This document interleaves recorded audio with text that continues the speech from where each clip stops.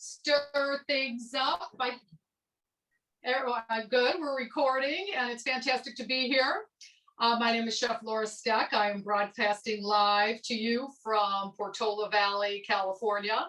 And we are glad to have you in the house today. We're doing Destress Fest, which is 3 20-minute segments as a way to just relax and calm down and start enjoying life again. How about that? We've all been very stressed, and it is wonderful to be able to talk a little bit to you today about ways to do that in the kitchen.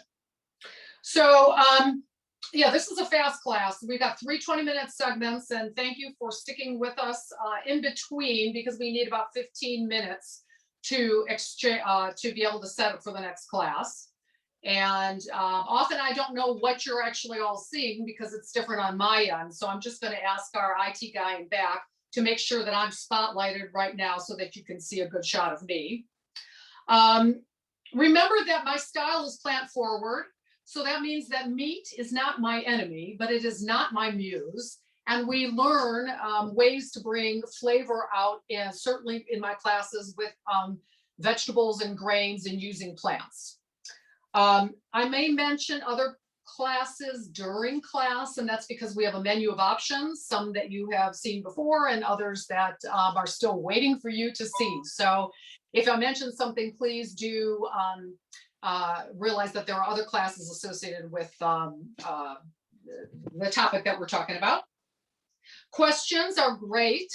Because of the nature of this class being 3 20-minute short segments, we may not get questions into each segment, depending on when we end, but we certainly can stay afterwards, and that would be after 2 to take any questions. So if you have questions about this particular topic and this short mini segment ends, write it down, and we'll definitely address it in the next segment.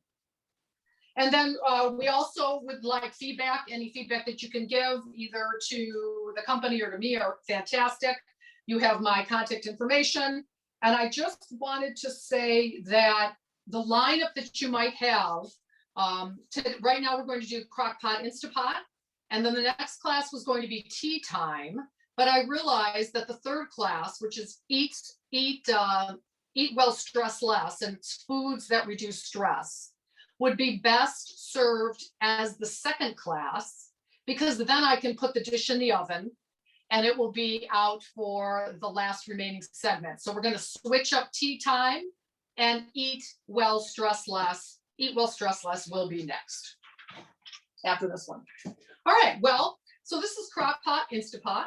And again, I can't see, but make sure, Ray, that you've got me spotlighted if I'm not. Yep. And, you know, the Crockpot is a tool of the ages. Mine is right here. I have a very old crock pot with a ceramic inside. And I've been using all kinds of crock pots in my life. I've often used the bigger ones that are made of all metal. And I actually end up preferring my very old crock pot. And I'll tell you why as we move on. So the benefits to a crock pot are long and slow cooking. And one of the things that I actually want in a slow cook is the ability for something to stay within that pot. And I feel like I want it to stay in the pot for 12 hours, 18 hours. And so that's a reason for this inside of ceramic. And I'll take the overhead shot for the overhead shot, please, Ray, for the pot. You can get stainless steel crock pots. You can get ceramic crock pots. But when we think about what we're actually trying to do, which is low and slow, I don't need all the bells and whistles that many of the new pots do. I don't need it to sous vide. I don't need my crock pot, honestly, to cook rice. Because I have a pressure cooker or a rice cooker. I don't need it to saute, so I don't want a stainless steel that will help caramelize. I can do that on my stovetop and then transfer it.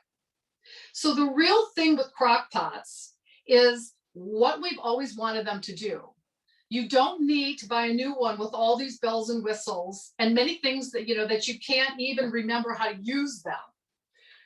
Having a ceramic inside, which is a beautiful, almost like a stoneware that will then allow us to have that food sit for hours on end, is to me what I'm looking for in a crock pot. So don't feel like, if you've got one of these old ones, don't feel like you need to go out and get a new one. Also, I like my size. My size is a 3.5 quart. And basically for someone who lives alone, as in myself, it really works well because I don't need some huge piece of equipment that I don't use that often that's filling up my kitchen. So that's another reason why, or another thing that you might want to think about is who are you cooking for and what size do you need? 1 to 2 quart is good for single people. 3 to 4 quart is good for a couple people or a single person who wants to freeze some things like me. And then if you get more into 5 to 6 quart, you get into larger families. And if your kids are getting older and you decide, oh gosh, I want to go out and get a crock pot because I like this class and I like the idea, you may consider buying a smaller one because your kids are going to move out. And then what are you going to do with that big pot? So those are other options that you can look at. You can look at the programmable, if I could say it, you can look at it, but I can't say it, programmable crock pots versus the old kind like I have that's not programmable. And I do like the idea that the crock pot will shut off by itself, which would be programmable, but I'm not going to go out and buy a new one just because.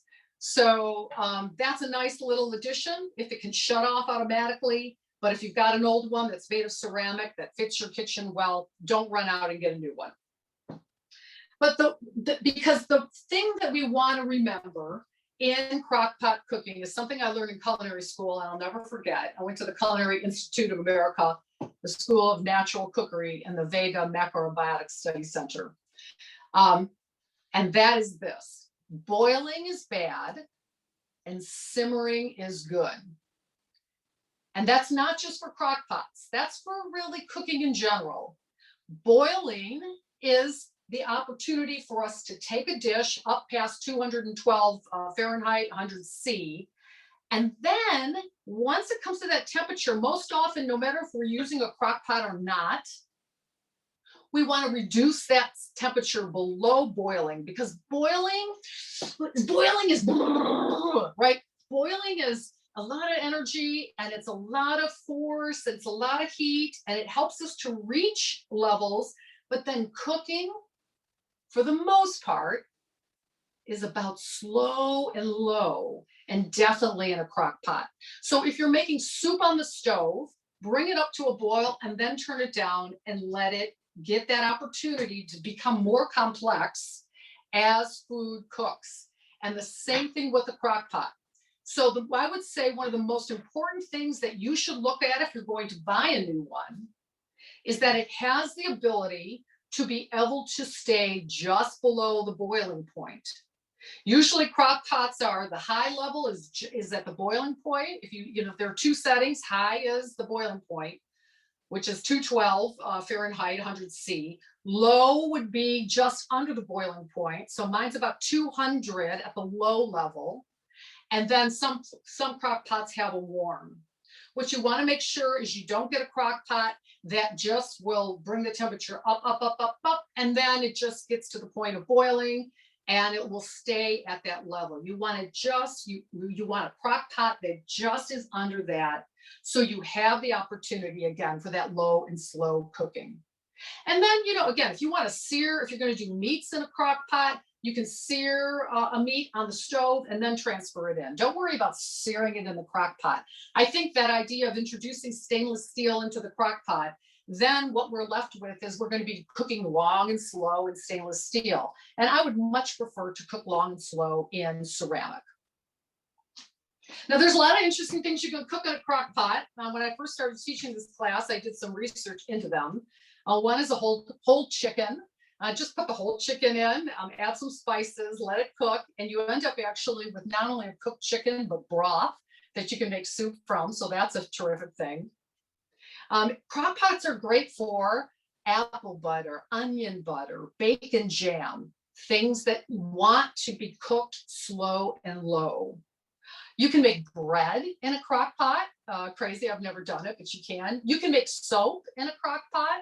So there's a lot of things that you can do.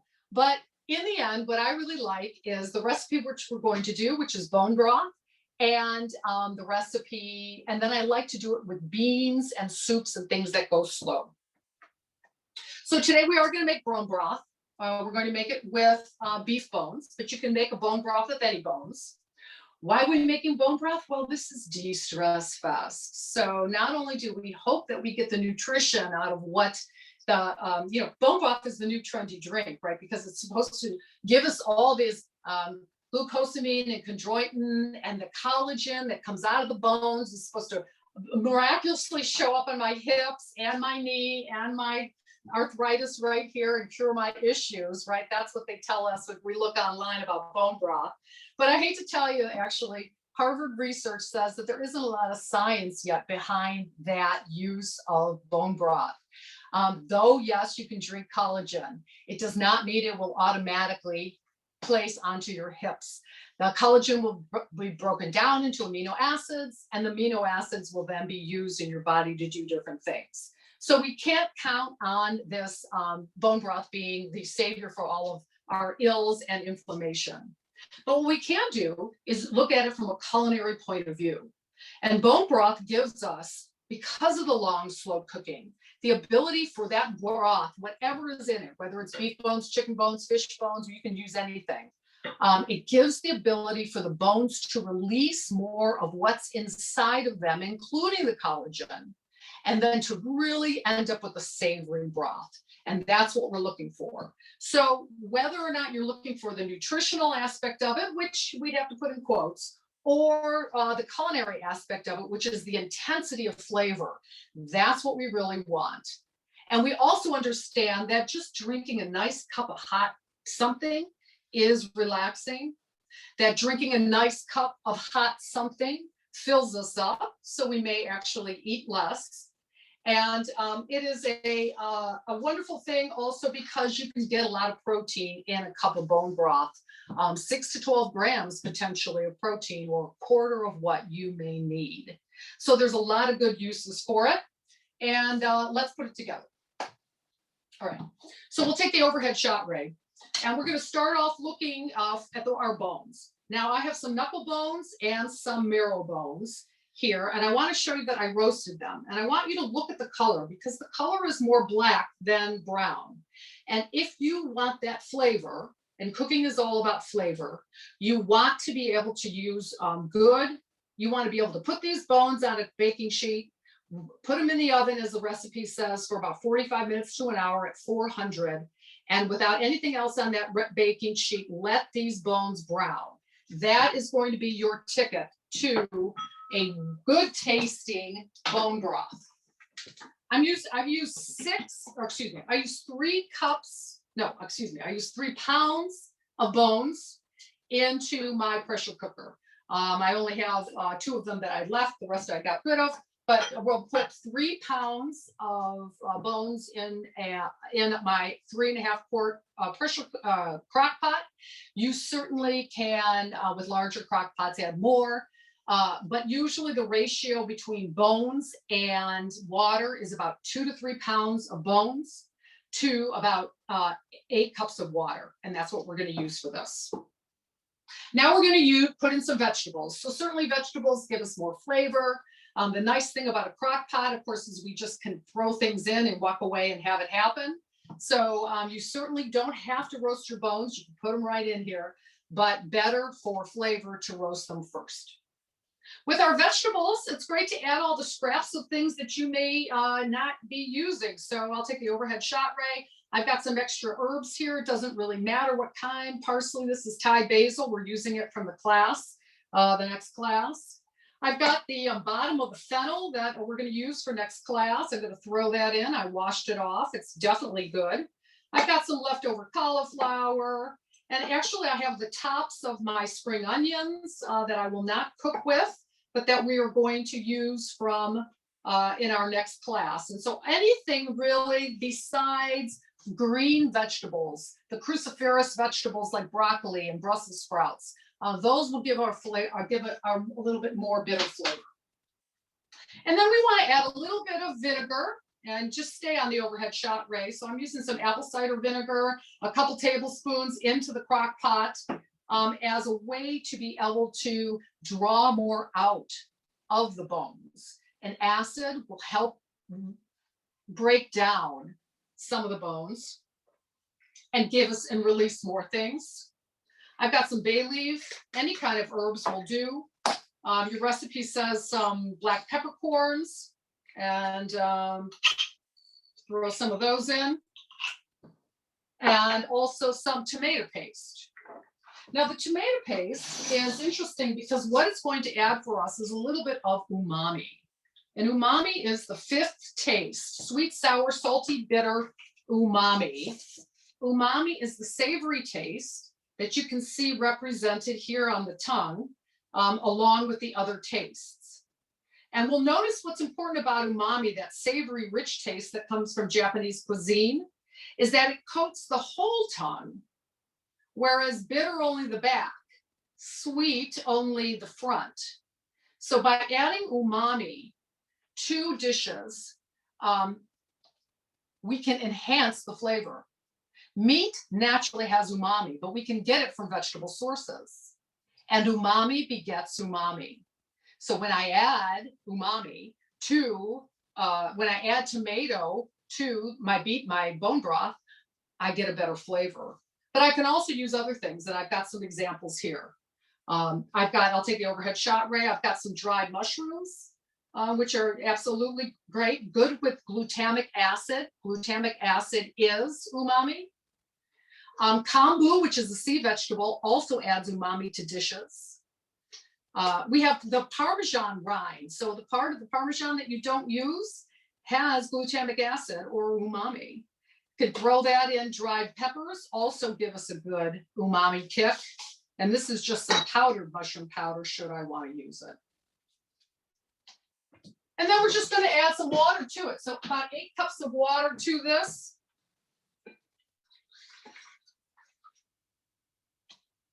And a little bit more to cover everything up.